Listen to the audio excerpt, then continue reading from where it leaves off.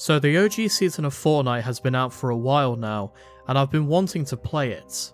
But when you get to my age, time just seems to be a thing you don't get anymore. I've been wanting to play the season for the longest time. Since I didn't know much about it at the time, I decided to pay a visit to my cousin who lived in the same area as me. My cousin is a 12-year-old gamer who was still staying with his parents in my area for a while, until they could find the money to move. Deep down, I kinda feel sorry for the little guy. I know who his parents are, and they're not exactly the nicest people. They're what you would call pure scum. Absolute druggies, complete alcoholic lunatics, who slave away at a rundown petrol station. I didn't want to make assumptions, but I think his father is hurting him. My cousin used to bury his sorrows into video games. It was one of the only things that he could do that would make him happy. But I feared that things might have gone too far. He told me that the OG season was almost exactly how the original Season 1 played. I was pleasantly surprised that they kept it so similar. I went back home to my flat later on, and managed to get on the game and play. I was really into the game. It seemed that Epic had finally gotten something right, as even when I was losing, I was having a blast. But that's when I heard loud noises. They were coming from my cousin's flat. It was him, playing Fortnite. He was being very loud and honestly just obnoxious. Me and a bunch of other neighbours had heard the commotion. We just ended up shrugging it off. I mean, it was just a kid after all. But this continued on and on for about 2 weeks straight, just randomly in the middle of the night. I even went over to his house to tell him that he can't be that loud so late at night. But he told me that he was just so excited to play the game, and to get away from his parents. But this was just getting ridiculous by this point. He didn't come out of his flat.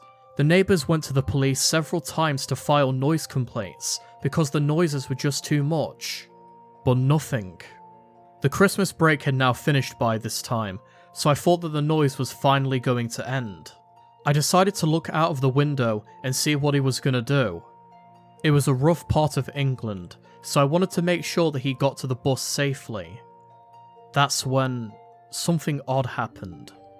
After his parents left to go to their jobs, he hid in a bush. The school bus just went by and assumed he was sick or something. He then just nonchalantly popped open the door to his flat and went back inside to game. I wanted to go over to his flat and give him a stern talking to, but I decided against it and just went back to my job. Later on that night, I woke up to screaming, only this time it wasn't my cousin. It was his father. It seemed that my cousin had finally had enough of his father's abuse and tried to stand up for himself. Me and the other neighbours watched as the father grabbed my cousin's Xbox, stomped on it repeatedly, and then tossed it out into the streets. I'm happy they finally did something to stop his excessive loud shouting, but this was just overkill. In response, my cousin just broke down. He screamed loudly and slammed his hand against the flat's door. This continued for hours and hours, but eventually the sound stopped. I assumed that he had finally given up and just cried himself to sleep. I then went back to my bedroom and decided to turn in for the night because I had work in the morning. That's when I heard footsteps coming from my flat. I grabbed a baseball bat that I had by my bedside. I then slowly opened the door and searched around in my flat for the intruder. I then spotted something abnormal.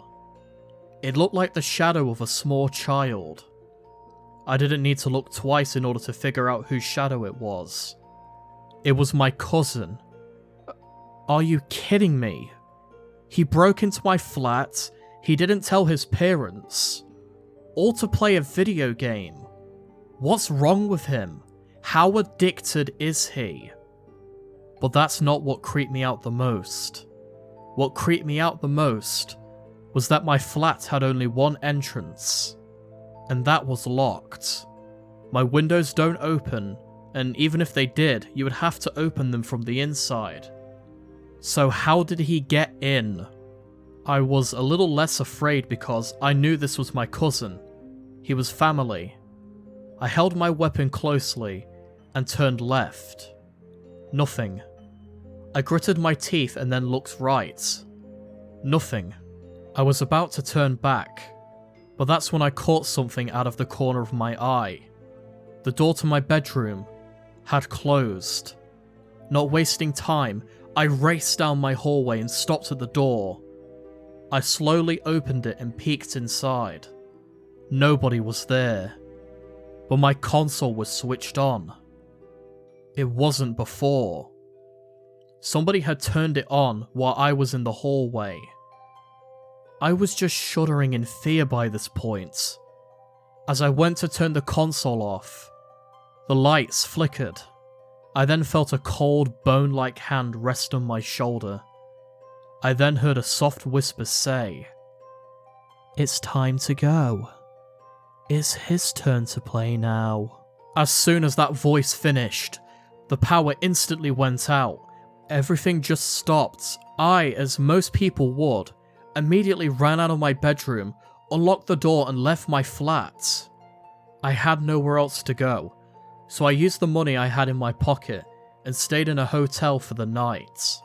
When I returned to the flat complex later on in the night, the police were already there.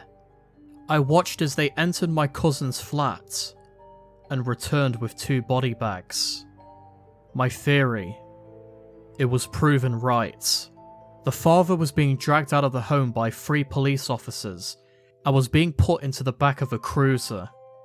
I asked the officers what had happened, but they then looked serious and just said police business and I would surely hear about it on the news.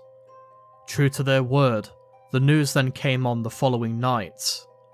The newscaster said, a 12-year-old boy in northern Manchester had attempted to end his life, but was stopped by his father. The father was on some kind of substance and had violently lashed out. The mother then tried to call the police and stop him from attacking his son, but she was also murdered during the same scuffle. This was 10 months ago. I ended up moving to a whole new part of England, and since then have also moved into a new flat.